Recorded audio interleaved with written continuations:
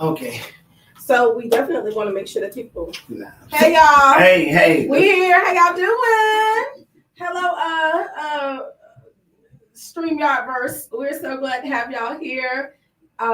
If you have not, please post and share. Get your friends in. We're going to talk about all the resources that are coming available through these two local agencies, as well as some of the information about the response here locally. So you want to be here either as a benefactor or as a sharer of information to others. Thank you to that one powerful viewer that just got in. We sure appreciate that.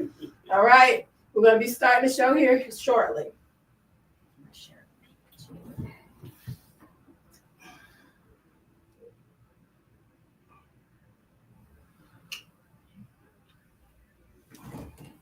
Hey, do you want to call in and talk about the event? Yes. I did put a little blurb in to remind us to get people to call in. I just mentioned. I'll mention it. Perfect. All right. Oh, you talking to me on the phone? Yeah, that was Pastor Haglund. Oh, good. Yeah. What they got going on. Mm-hmm.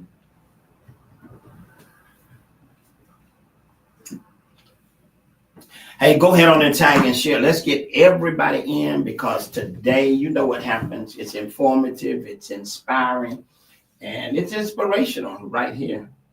So let's get everybody in. Oh, this one here? Yeah.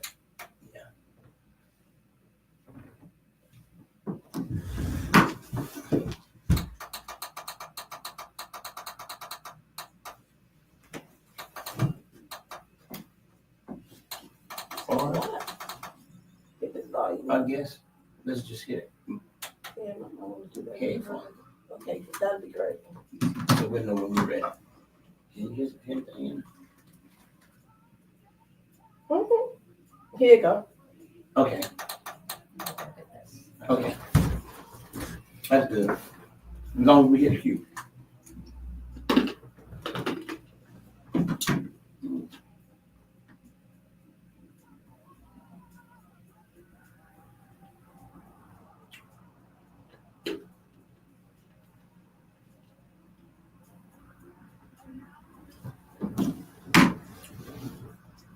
Want to say good afternoon and once again, welcome to, that's right, it's the Greg James Community Show. I am here, and you know who I'm here with? The young lady that has the power to shake your conscience. I said shake. Did I say shake or shake? She does both. She S-H-A-K-E and she S-H-A-P-E. She shakes and shakes. Want to say good afternoon to the conscious chick, Christy Henry. How are you today? Good afternoon, Pastor. Good afternoon, Pastor. Excited about today's show. Excited about a lot of what's going on here in this community. So hopefully we get to share how we are finding our soul and we are doing what we need to do for one another. I mean, you know what? One of the things that I am so grateful, I'm so grateful that we have this platform and that we're able to make sure that we inform and keep the community abreast on things that are very important to them. And today, I think you put together a show that's really need for them. They need to get their pencils, their pens, their iPads, however they need to take notes. They need to get them out today, huh? Well, I say it was a joint effort because I didn't know one of our guests outside of him knowing you. And so, I think it reemphasizes that it takes all of us together to put it together. And I am really, really excited because not only are we going to have conversations that matter, but you're also going to give a call to action. I want to make sure that that's understood, that this isn't just about what they're doing. It's about what you can do as well.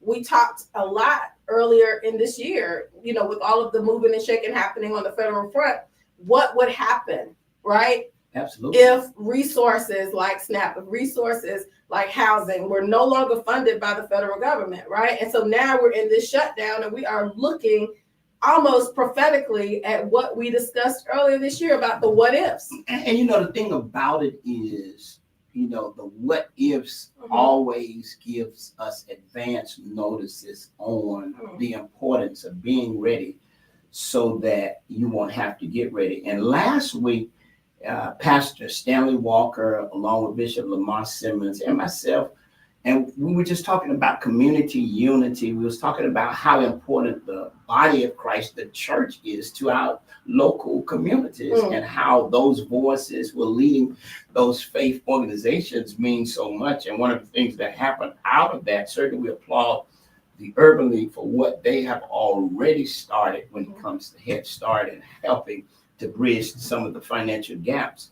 But it was in that conversation that we did a survey on the South Side. I think we've concluded that in one neighborhood of the South Side, there are over 100 churches. Over 100 churches. Actually, on one street in Southside, I think there's one street or one block in Southside, there's 23. 23 churches on one street. You know, I think you bring up a tremendous point, right? Because the church originally on the community front was the centrifuge of benefactor. We were the centrifuge of charity for our communities. We were a centrifuge of correlative launch pad for things that were needed to strengthen or to support the community. That's what the church has been. And so for people to be looking to the church for leadership in this moment is not crazy, right? Oh, no. It makes absolute sense, right? Working with folks who are spiritually invested in the condition of folks who attend their churches, but also live within the shadow and the footprint of their sites, the front door. I think that, you know, it just makes a lot of sense. And I pray that out of this comes this realization from spiritual leaders that we need to make it our focus on the main thing. Absolutely. And you know, and I, you know, I want to make this appeal, and I want to dive into the guests that we have. But it was on that show that Bishop Lamar says, well, if there are that many churches in one area, and I just made the assumption, I said, I'm sure there are over 1,000 churches that take up offerings every Sunday. And I had to confess that I was guilty of standing up saying I need 10 people to give me $100, and 10 people would. Now we're saying we need 1,000 people to give $50 for what? To help the Head Start provide healthy breakfast and lunch to over 300 plus kids that are now back in full operation at the Head Start. So for those of you who are listening, those of you who are on a lot of social media platforms, it's what we're calling Project 1000. And we're looking for 1,000 individuals. I mean, whether you're a sorority, fraternity, whether you're a real estate group, or whether you are RICO, whether you're a motorcycle club, David, whether y'all are motorcycle clubs, we're looking for 1,000 individuals to say, count on me, I'm in for $50. And if you're listening to us on social media, just go ahead and say, I'm in, because we're going to be talking in a few minutes to the director at Head Start, and we're going to get more information about it, because we, as the community, as the church, can really bridge that gap. And this morning, Christy, we were over at Jacob Chapel. They got a big resource fair that's coming up Saturday, where they're going to be giving away groceries. They're going to be giving you information about jobs. And we did a press conference there with some of our local pastors talking about Project 1000 to help facilitate what we are trying to do with Head Start. So with that being said, hey, listen, if you're listening to us by way of social media, just go ahead on and drop in the Plaque chat, I'm in. If you're listening to us through the airways, go to our Facebook page. You're going to see information there on how to contribute, and let's make it all happen. With that said, I'm turning it over to you because I'm ready. Listen, it's a lot, and I want to make sure that we properly introduce our guests, because they are definitely lead agencies in response to this crisis. I heard there were almost 700 folks that came out to the mall to get groceries on Saturday. They're having a second wave of that coming up, I believe, on tomorrow to do another distribution. And people call this number, and it's funny because it's on the clock now. 211 is actually on the clock right now. They call 211 Big Ben. Look what's on the clock. 211. It is literally on the clock, and it's above Kay's head, right? And so I think that, like I said, things be falling in line around here. But so grateful to have my dear Leadership Tallahassee Class 38 classmate and awesome leader in this community, who serves as the Chief Executive Officer of our 211 Big Bend, which is the number you call when you are in need. And I mean, that is pretty much what it is. She fields thousands of calls a week, okay, from residents who are in need. A lot of her calls come in for different reasons. 40%, over 40% of her calls come in for housing. So they are a place of reference and a place of referral for those who are in need in our community. And we are so glad to have 211 Big Bend here represented, because they are our key agency, and we'll be talking about a great program again in response to this shutdown. And so we welcome you, Kate, to the show. Thank you, Christy. Yes, and ma'am. Pastor James. I'm in, by the way. Okay, wonderful. Okay, right. we raise the Me. funds. Yes. Yes. So thank you again for having me. This Yes. is great. We are so glad that, I mean, this is critical to this conversation and moving forward. And we're also just so glad to have Mr. Daryl James. Now, listen, Daryl James, y'all, he's one of those folks that you don't see until you got to see him, right? He's the head of our local Head Start program, which is administered by the Capital Area Community Action Agency. Head Starts were all over at one point. Now they are in their own facilities. They are, serving the families and the mothers and fathers who are working, who need quality daycare for their children while they're at work. And so we're glad to have you here, because you all experience, I think, optically, the initial effects of this shutdown. And we'll get to talk about that a little bit, because we keep talking about the federal shutdown and what the implications would be locally. Y'all experience that firsthand, and we want to make sure that people understand just how critical it is for our community to support your organization. So welcome to the show today.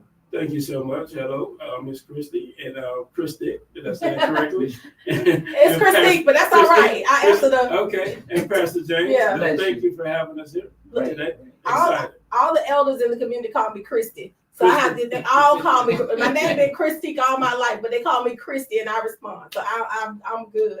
But let's jump right in, right? So Daryl, when the shutdown happened, Head Start's closed. Talk about that a little bit so that the community can understand that, right? Okay. Well, the shutdown happened actually, and Head Start was open. It was open. Okay. October 1 was the shutdown. Head Start was open, still surviving off reserves. We saw it coming, so we had a plan in place, right? So, but thinking like, it's happened before, maybe 1 week, 2 weeks, things would be back to normal. But things didn't get back to normal, and those reserves ran out. What we had to use to pay individuals. So we were able to go all the way until the 24th of October. That's a long time. Without funds, we're able to pull it off with all the employees until the 24th, and then bankrupt. No money there, so to speak. So we didn't have anything to pay individuals with. So that's when we put out the I wrote the letter to parents. Never thought that a parent would post it, and this one parent posted it, and from there it went like wildfire. Then it was news calling, calls from the community. It just really took off, and then we got the urban. Well, we didn't get the Urban League involved. The Urban League got involved. From the Urban League, the community, and the churches. If this is the way it went, this is the way that we saw it happen, unfold. And then I heard about the press conference at the Urban League. I'm like, what press conference? I don't know anything about the press conference. So I said, if Head Start name is on it, I'm sure I should be there. So I show up, and everybody's trickling in, the who's who from Tallahassee, the local community. I'm like, wow, this is support. So I'm like, for the first time, child care is seen. And I say child care because we're saying Head Start, but we have to understand this is child care. Head Start is just those individuals from the low income community that cannot afford the everyday child care. So I've been in both places. I'm doing Head Start now, and I've also did privatized child care. So I've seen it from both sides. But it really, really affected us because we are one of 4 grantees with that October 1 fiscal year date. So we were able to stay open. Others were not. I mean, they had to shut down. So thanks to the community, thanks to Leon County Schools, thanks to Bethel Baptist, thanks to the Urban League, thanks to Children's Services Council, we closed one day. One day. One day. Wow. But unfortunately, we have centers out in Jefferson and Franklin.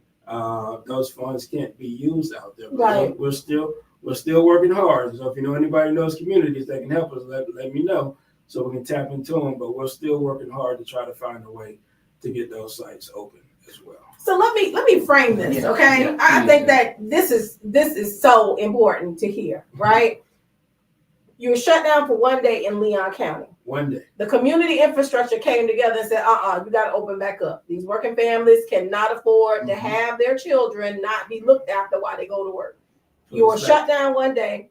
The Community Infrastructure Children's Service Council, one time Seeker Rose Green and the people, right? That's right. The board and board chair Daryl Jones, I got to give people their appropriations, right? They said, this can't happen here in Leon County, right? They came, everybody came, y'all were opened up the next day, resources made available. Next day. But you also have Head Starts in Jefferson County. You have Head Start in Gaston County. Not Gaston.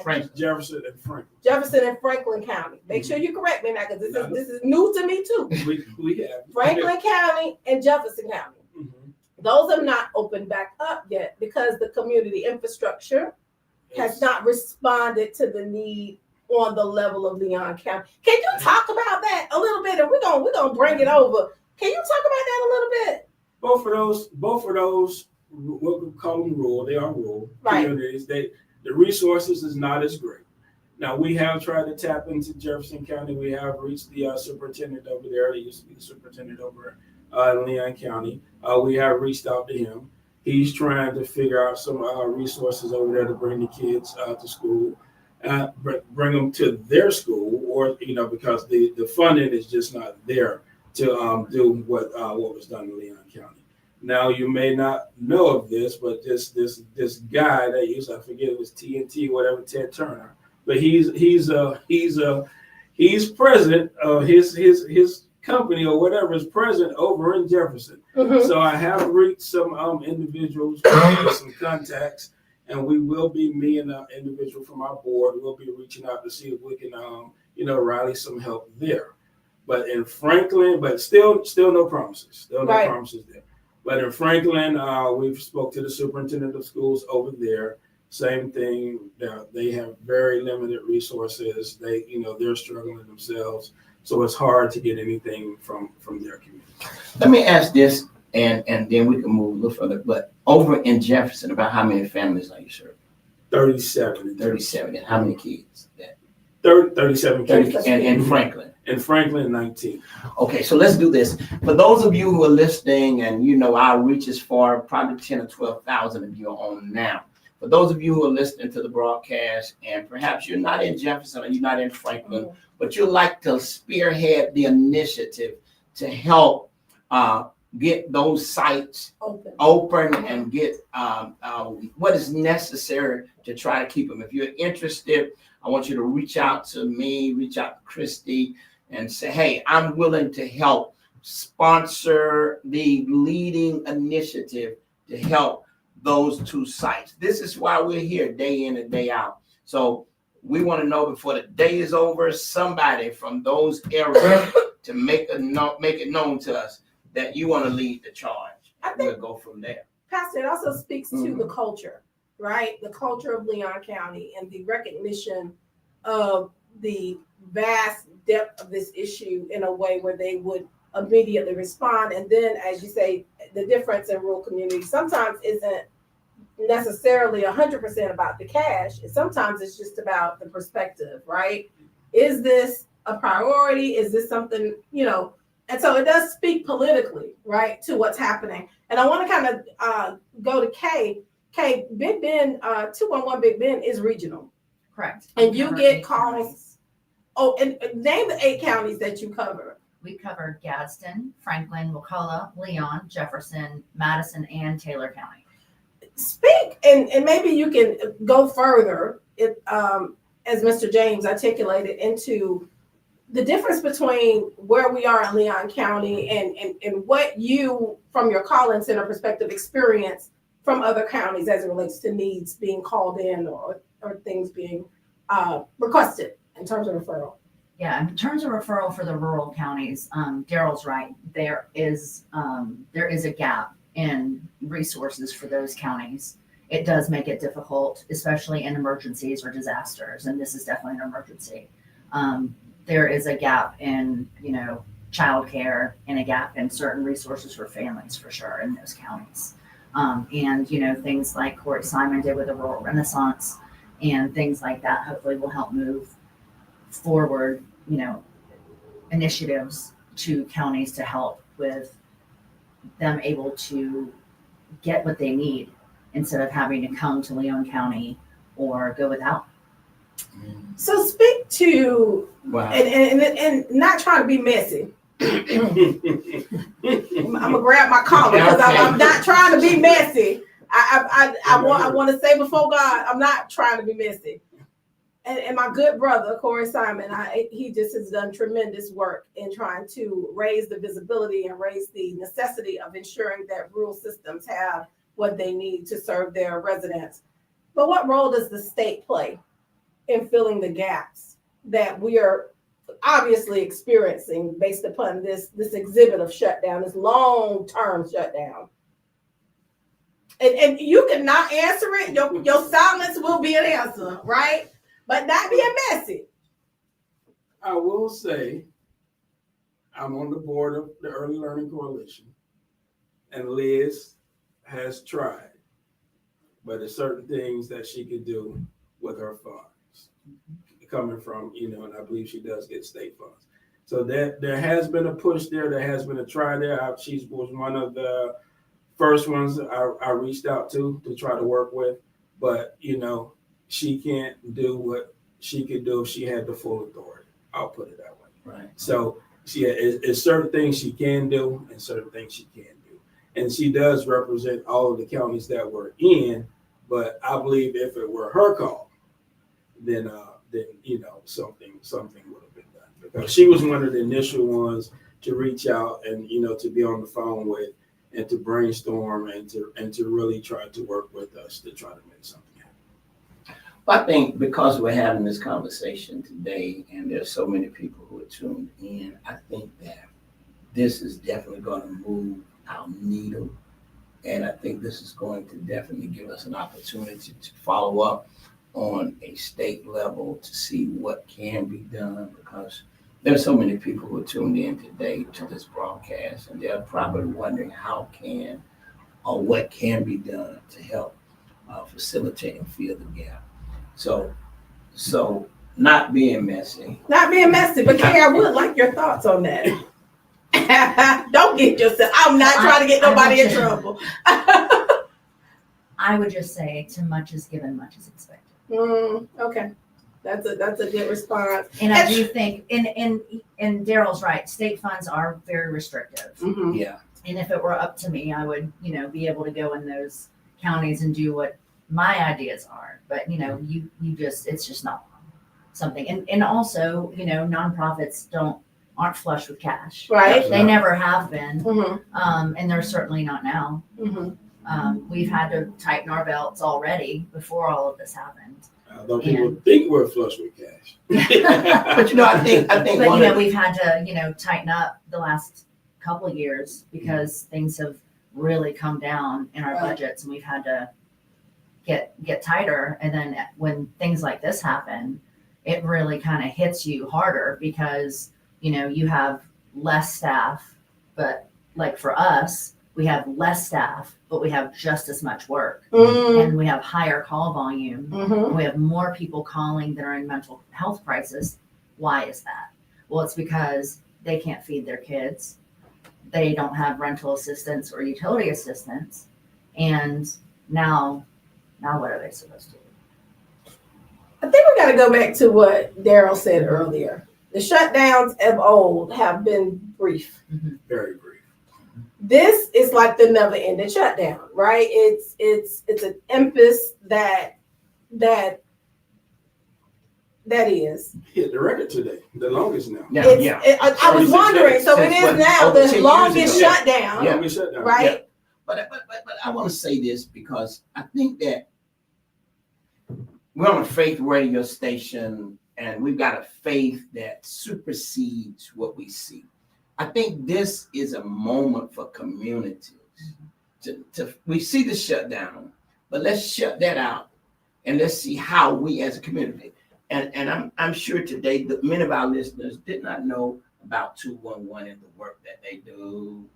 Many of them did not know about Head Start and the services that you're providing. So our listeners are now hearing how tiresome and how much of a sacrifice that you all are making to ensure that families are taken care of. I think you were just telling me this last week you all did how many food drives? Yesterday, we loaded 400 boxes of food to be delivered to families 400 without transportation. And tomorrow we'll be doing it again. Now this is regionally. This is Leon County. This Leon is just County. Leon County. So let's go back to that. I just can't leave that. I can't, because y'all know why I can't leave that, right?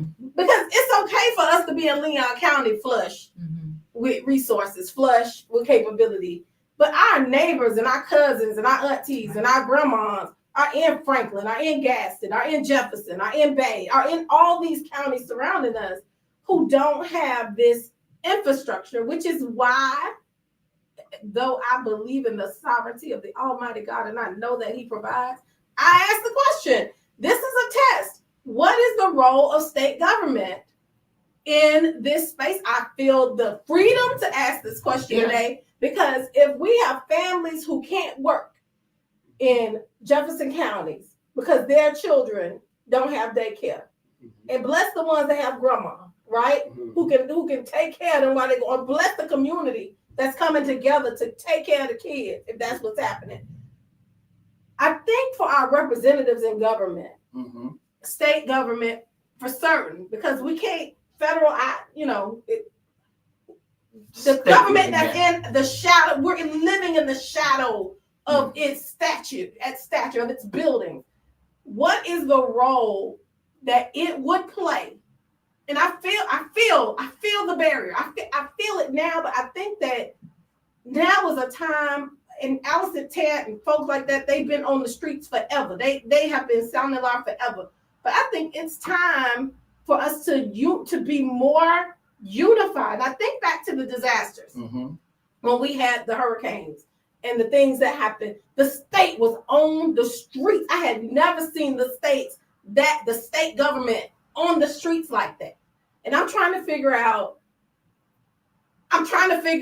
right? I'm sure I'm not the only one trying to figure it out. Again, I'm not trying to be messy or adversarial. I'm just saying 38 families, 19 families, seems like an easy fix with some non-discretionary dollars, with $1 billion, billions of dollars of surplus in state government. I ain't trying to be messy. I'm just saying,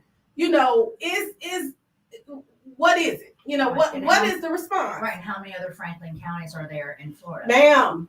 And in the United States? I mean, because most of Florida is rural. Mm-hmm. I don't think people understand when it gets outside of Tallahassee, Orlando, Jacksonville, Tampa, and Miami, and Fort Lauderdale, and maybe some areas of Palm Beach. It's all rural. It's 100% rural. Well, I think your question, I think it needs the attention of some of our local state representatives. Absolutely. To sit here and let us talk to them about the efforts of campaigning in rural areas and knocking on rural doors. And now that we feel and see some rural needs, what can we do? I mean, what voices must be amplified to ensure that these areas are given the kind of sustainability that they need. So I think it's a great moment that we're in to really challenge so many systems and systems. systems, and to really give our audience an opportunity to see people who serve without the assistance of systems. Because tell us how TIP 211, how are you all? Miss, a lot of donations. No, actually, it's funny because Christy and I have talked about this, I think. So 211 is 24/7, 365 days a year. So we're there for several reasons. We're there to connect people with community resources that they would normally not know about, including childcare, utility, rent, like I mentioned before, but also simple things like where's the closest food pantry, where's the closest bus stop, all kinds of things that people just don't know. Mm-hmm. But more importantly, those calls oftentimes lead to emotional support. How are you doing? Mm-hmm. And that leads to how many kids do you have? How are they doing? And that leads to all kinds of things, just having that person able to unload their stress and worry. And it's been a lot, but as far as donation wise, I think that it's kind of the same thing. People, I don't think, understand what we do. They might not fully grasp it's not tangible, right? It's all kind of, we're in a confidential location because we answer 988, which is a suicide lifeline as well. People don't get that. It's like, well, if they call for emotional support, why do they need emotional support? Why are they doing this? Why are they doing that? Why do they call for this? But you have to remember that if you don't have what you need, you're not going to be okay. And also, and I tell people this all the time, emotional support, mental health needs transcends zip codes. It transcends area codes. It can be for anybody. 211 is actually covered all of Florida, and 988's nationwide. Mm-hmm. And, we work tirelessly. We get almost 40,000 calls a year. 40,000 calls. Just in the Big Bend. And you had to lay off some staff. Mm-hmm. I applaud. Yeah. I mean, just listening to you, it's heartfelt. Yeah. Heartbreaking because at the end of the day, I mean, just dealing with church people, I have to go home early at 6 o'clock. I have to say, I love where I work. The counselors are incredible. Yesterday, just filling those cars and seeing some of the hotline counselors able to come out and do that was really moving. I loved it. It was great. But, it's going to take community. And I love that the counselors feel like when they get off the phone, they give hope, and that's why we're there. We give people hope. We might not be able to give an answer. There might not be any rental assistance anywhere. But we're able to talk them through their issues. We're able to talk to them about when the next rental assistance location may have rent. The local churches have been great supporting families. There's secret areas where they can get help that they know about, which is wonderful. But just giving people hope is really the number one thing that we do. I think what you're speaking to, again, I know I go government ham sometimes, but I think what it speaks to is old school neighborism, right? Old school, there's a problem. We have resources. How can we pool our resources together to solve this issue, right? Or what leadership is needed to be able to corral folks and translate the need in a way where people respond? Because again, I think that this is a test, right? I think this shutdown and the ramifications of it is a test for us to see how we respond, but also to watch how other communities can respond. And so I say again, just going back to the conversation about Head Start and 211 Big Bend, there's great need, limited resources, right? You can't serve every family. Can't serve them all. But just going back, listening to what she was just saying about the support that the families need. Some mornings I'll go over to the schools just to greet the families, see how they're doing, see what's happening. And this one particular morning last week, they showed up late. We try to get them in the routines. They got to go to kindergarten, so they got to be to school on time. So the teacher asked her, "Why are you late?" And she went ham, so to speak. on the teacher. You know, she's belligerent. She's saying a few words that she shouldn't say. So I'm like, hey, come on in the office and talk to me. So I take her in the office, sit her down and talk to her. And then I guess I was supposed to be the 211 Big Ben counselor. That's what you was. That's what you was. That's what I had to be. Right. And I was like, what happened? What's going on? Well, I have to get my other 4 kids to school. But my mom put me out. We slept in the car last night. And then at this point, I'm about to cry. She's telling me, I'm about to cry. I'm like, later, I'm about to cry too. So, you know, she's unloading all of this on me, but then I'm thinking, wow, all the teacher did, but it just shows you have to be a lot more careful in your tone and how you speak to individuals because you never know what was going on. So as I'm sitting there talking to her, then it gets in my head, she just said, young baby. So I'm like, ma'am, where's the baby? In the car with the other kids. I'm like, okay, come on, let's go to this car. We'll talk about this later. So just like Kate was speaking of loading the food boxes into the cars or whatever, delivering the food, doing more than what's expected of 211 with her team. It's the same thing with us. I mean, sometimes you have to be that counselor. Sometimes you just have to be a negotiator sometimes between mom and daughter or whomever. It's just a lot of work that has to be done other than childcare that won't be there if this program is not there. And we're running on half engine right now. Like my family services team, they're still home not getting paid. I mean, I'm working every day. I'm not getting paid. So, but it's just the passion, and what is our calling, what we're here to do. We're serious about it, but the most important thing was getting those kids back into the classrooms because we know there was families out there like the one I was just speaking of, like, where that bridge until 211 can help them or what have you. So it's just a lot of services that we play on that we don't even realize that we play on each other with. We share some of the same families, I'm sure, but these services are really, really needed because it's more than 211. It's more than Head Start. We do a lot. Wow. Let me go back. You're working and not being paid at this point. So you working on furlough, basically. Yes, ma'am.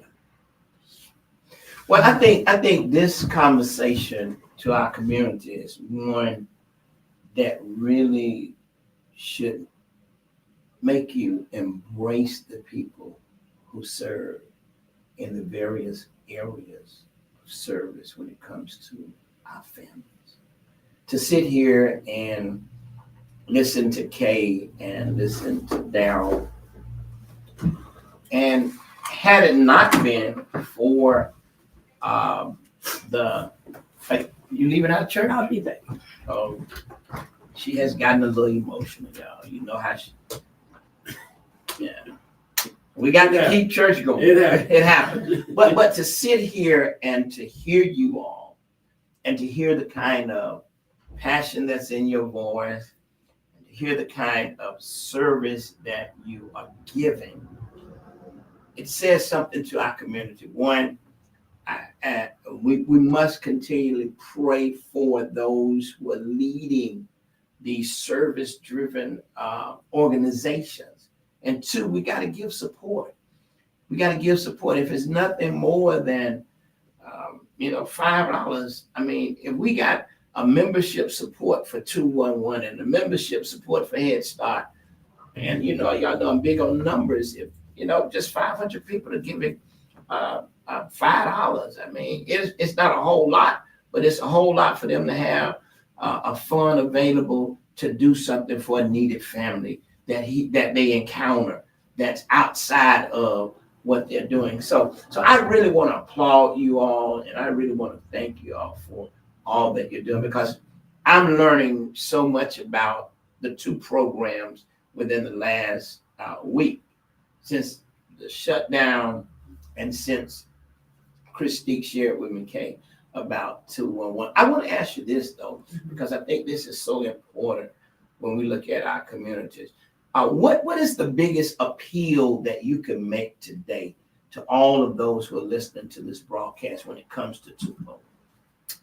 appeal for people to call or support? Support. And we don't want 15,000. Y'all got enough call. We want support now. Well, I would say share 211 with your community. Mhm. Also, if you are in need of support, do not be embarrassed. Talk to your friends, your neighbors, and if you don't have anyone to talk to, or if you just want to share something, please call 211. So we want you to call 211. But as far as support, just know that there are live counselors that live in your community that are here every single day for strangers that call, and that we care about them. We are empathetic, we're non-judgmental, it's confidential, and we will do whatever we can within our wheelhouse, within our power for them. And we really, truly care. There's a website.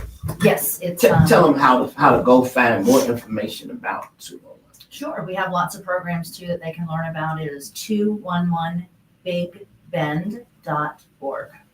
Somebody put that in the chat for me. 211bigbend.org. Put that in the chat. That's where I want you to go visit, find out more about the organization, find out how you can give support.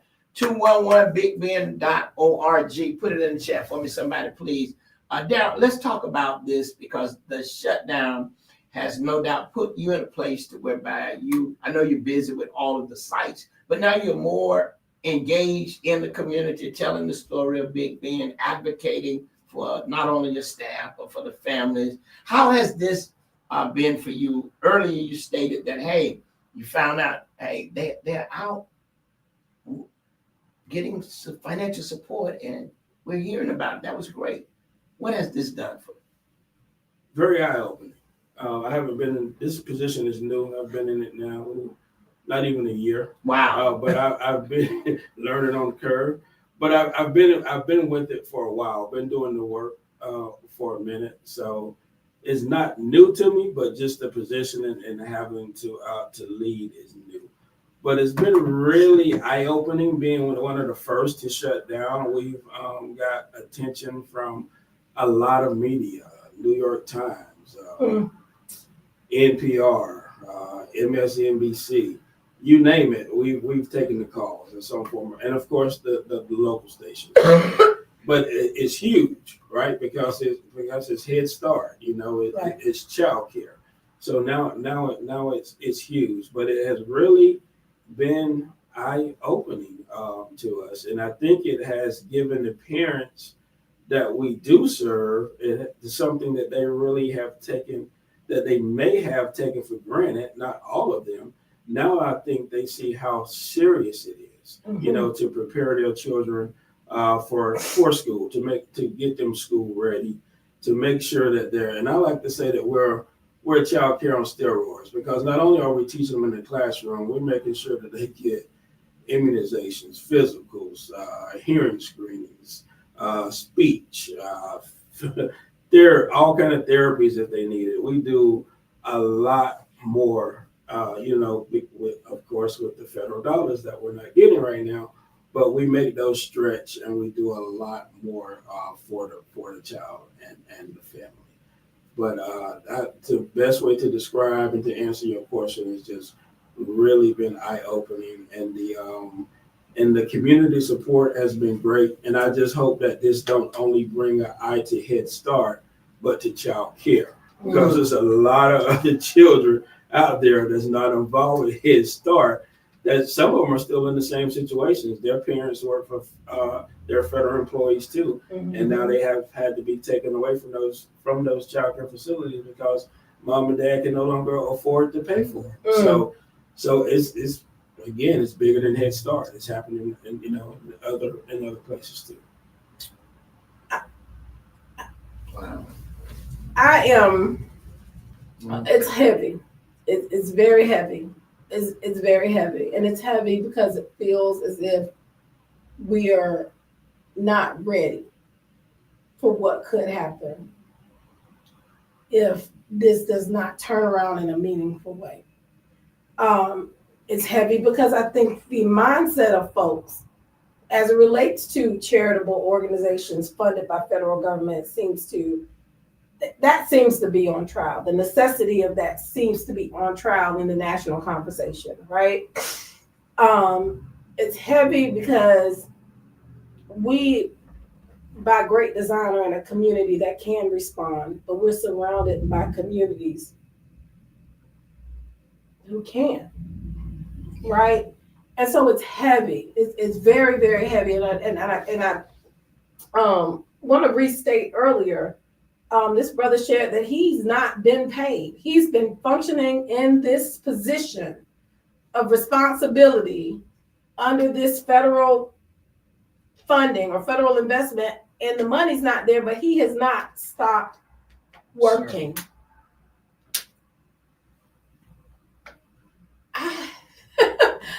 That's it.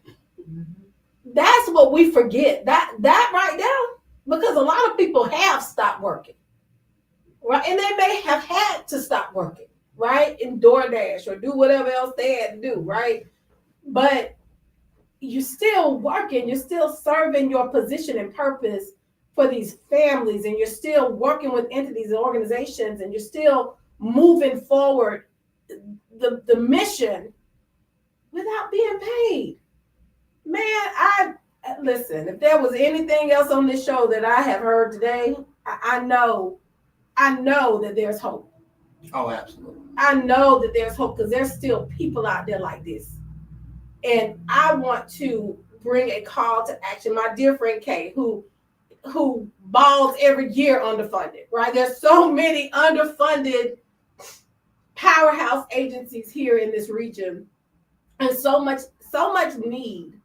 And while we're figuring out how to turn the needle on the need, we need to figure out how to make sure that the organizations serving are resourced sufficiently, right?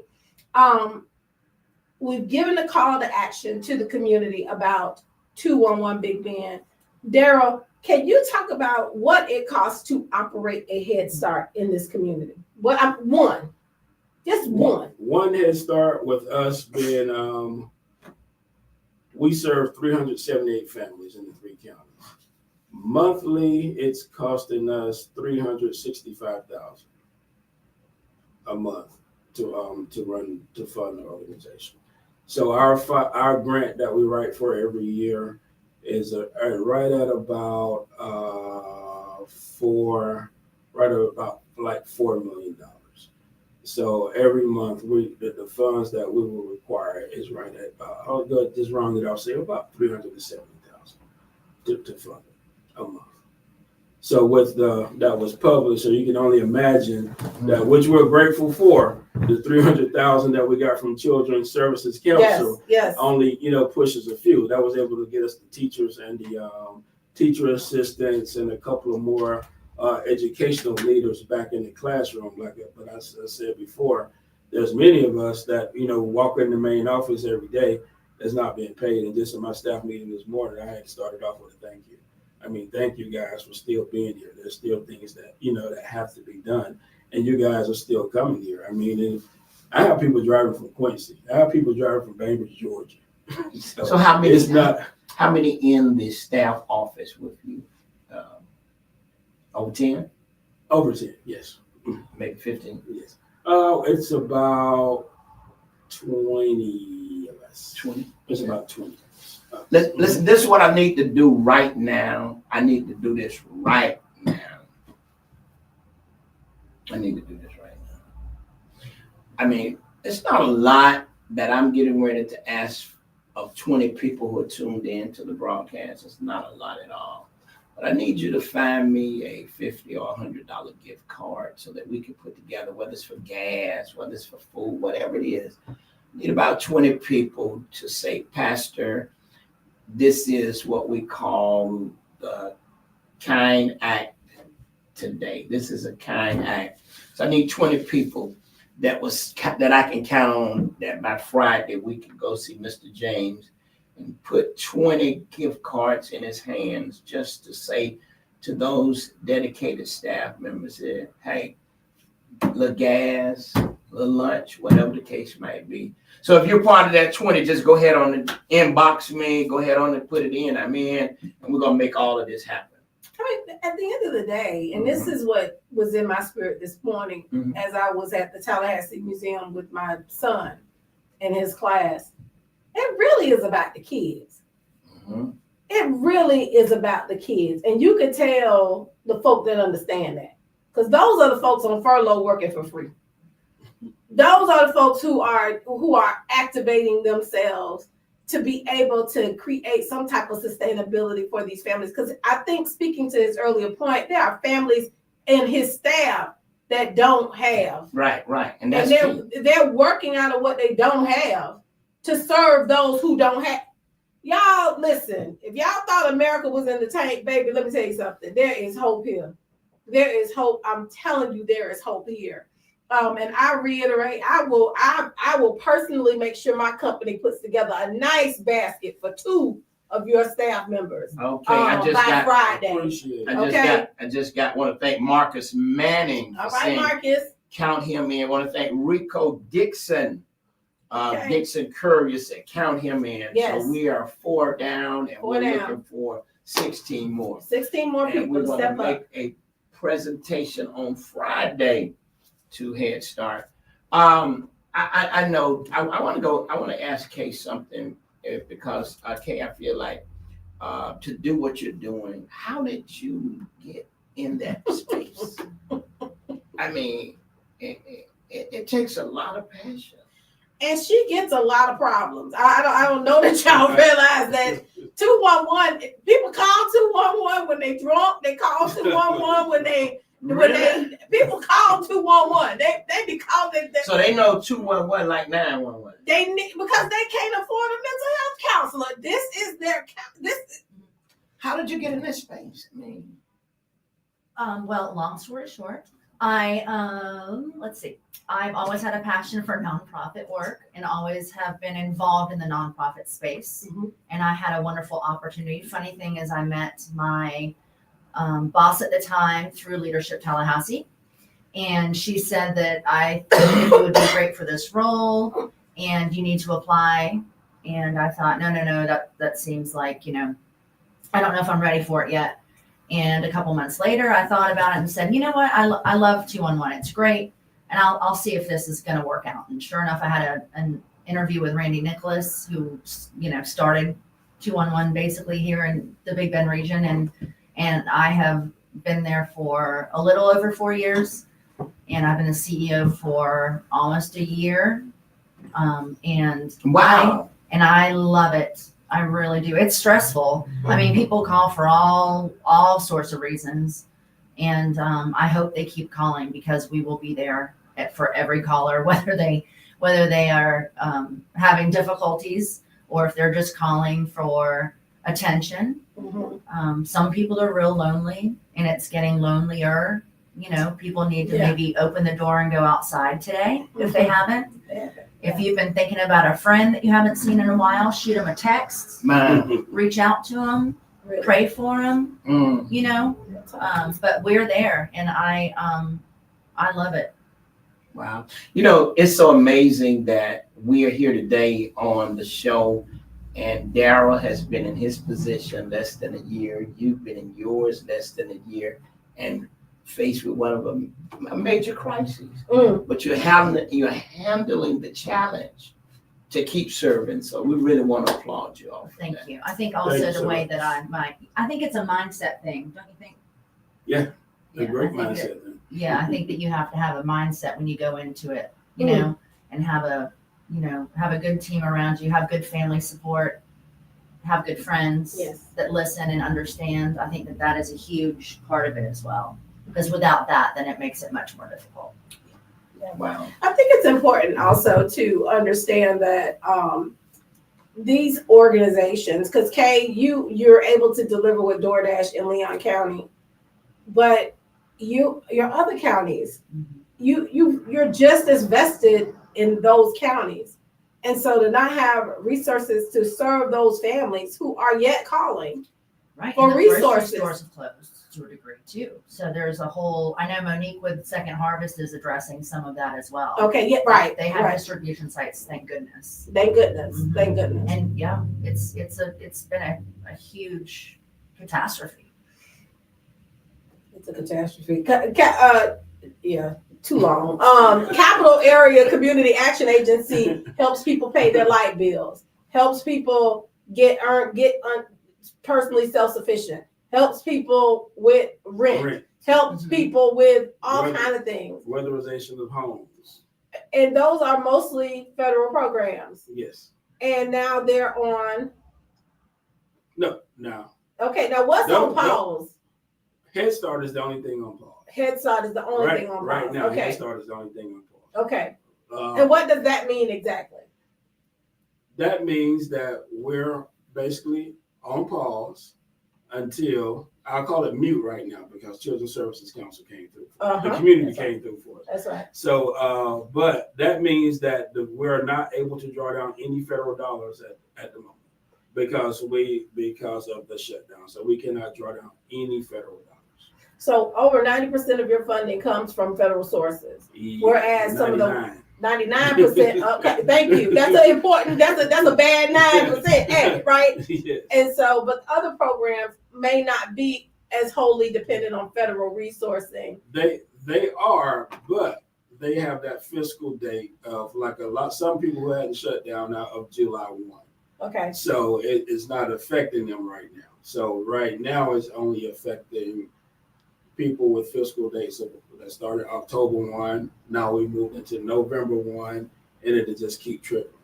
But majority of folks with those, that I believe with federal grants, are basically July 1. Okay. But we just happen to be October 1 with Head Start. But those other programs like Community Action are not. They're not. Their fiscal dates different. So that is interesting, the fiscal date, right? Mm-hmm. I think that is another piece of the puzzle that we as a community need to understand, right? Mm-hmm. So if you weren't caught up, if your fiscal date was July 1, you good, right? If it was any other date other than October 1 or November 1, you straight. And people have different fiscal dates, and so their capabilities are based upon that fiscal date. Yes. Man, listen, so much the community has to learn about how this stuff works. Okay, I just got a message from Pastor Hagler over at Jacob Chapel. He says they want to provide lunch for the whole staff. Woo! Oh, so, Pastor, thank you so much. I'm going to give Darren your number so that you all can coordinate that. Thank you so much for thank you tuning in and stepping up to the plate. And if you can't give money, just write a letter. Just say thank you, right? Just post something that says thank you. I don't know if y'all have a website or a social media or something. Just push out there. Just say thank you, Head Start, or thank you, Leah, because this is tremendous. And this is a sticking point I think our community needs to understand, because y'all are still working. You are still yet serving your purpose. Still working. And you ain't getting paid. Not getting paid. So the old adage of no check, no no check, no service, that don't apply to y'all. Y'all on mission. And it hit real hard. I've heard about it a lot, but the last paycheck was a half a paycheck. So we were able to get half of it. But and that really spoke volumes of just seeing people and how they were, faces down a little bit, but we still have a job to do. And then and at this point right here, it's just all furlough. So we don't have anything else to look forward to right now other than the government opening back up. So hopefully Congress and I'll say 47 do their job and get this thing, get it going again. So it's just terrible right now. So we need to finish up. It's 3:00. We could probably be on this for another hour, but they're gonna kick us off the show. The call to action, Pastor. Once again, for those of you who are listening to the broadcast, we're in Project 1000, and the call to action is that we're looking for 1,000 individuals to give a one-time gift of $50 to the Head Start initiative that is being led up by the Urban League. There's a link that you can sign in on that.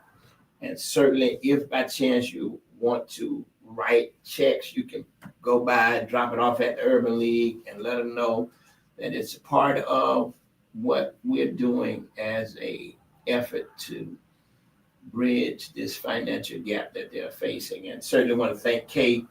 She has already made her commitment to it, and Christique and her husband, they superseded the $50. So we thank them, and certainly want to thank Pastor Hagler. He just informed me that they're doing even more.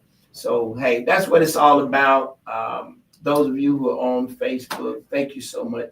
And let's spread the word. Tune in tonight. We're going to be talking about it on WCTV so that we can get everybody involved. 1,000 people at $50 with the number of people in our community, and hearing what you heard today. Over 10,000 of you are tuned in. Hearing what you heard today, it ought to move you to make the sacrifice, to sow into what I feel like is our future, and that's our children. Amen. And one time for 211 Big Ben, delivering food via partnership with DoorDash. Shout out to DoorDash for making use of their drivers for this purpose. They're a great partner with 211 Big Ben and help get your clients where they need to go for numerous different reasons. Can you talk about how people can get in reach with you all to obtain that assistance here locally? Sure. When they call 211, they talk to one of our counselors and describe their situation. If they are without reliable transportation to a food pantry or a distribution site, we can deliver food boxes to their home. And it's really pretty simple. We don't want to overcomplicate it. That's what they need to do. And it's until tomorrow at about 10 a.m. is the cutoff to make it, so we can make sure they get it in time. So, okay. Yeah. Real simple. All right. So listen, if you are in need of anything, please call this radio station. They will redirect your request to the Greg James Community Show, myself or Pastor James and his team. We want to make sure that neighbors with questions or neighbors who want to be involved in the solution are plugged into the appropriate places. I'm overwhelmed with gratitude for the work that you both do in the community and all of the agencies, Second Harvest, all of the agencies that are pulling together, Urban League, all of the agencies that are visible, that are letting people know, hey, we got y'all. That's what community is all about. That is biblical neighborism. And we look forward to the days ahead. Hopefully the shutdown will end, but hopefully the community will continue. So with that being said, thank y'all so much for joining us. Absolutely. Absolutely. And until next time, you stay safe and look for some organization, look for something that you can do to help bring a smile to so many who are being furloughed. And once again, Project 1,000, we're counting on 1,000 people to sow a $50 one-time gift, and we're going to make it happen. Right now, we're above about 4,500 since last Wednesday. So we're on the move, and we're going to do it. Until then, be blessed. All right.